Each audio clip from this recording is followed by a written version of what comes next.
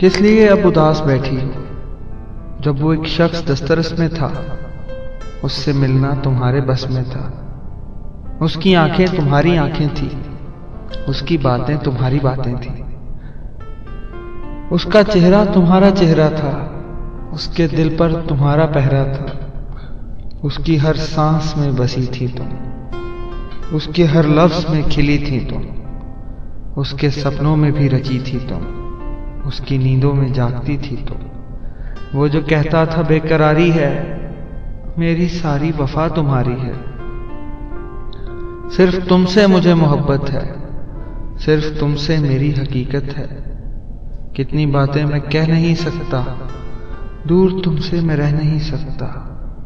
तब तुम उसके हर एक जुमले को, तब तुम उसके हर एक जज्बे को एक हंसी में उड़ाया करती थी, सुन के फिर भूल जाया करती थी। उसकी आंखों को देखती जब वो बेनियाजी के दर्द सहता था। भूल जाना तुम्हारी आदत थी, फिर भी कितना मलूल रहता था।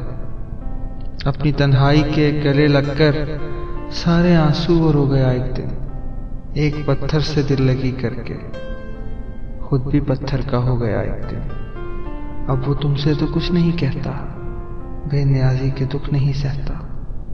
उसकी आंखें अब उसकी आंखें हैं, उसकी बातें अब उसकी बातें हैं। भूल जाना तुम्हारी आदत है, उसकी बातों को भूल जाओ ना। अब वो एक शख्स दस्तरस में नहीं, उससे मिलना तुम्हारे बस में नहीं। किस लिए अब उदास बैठी हो?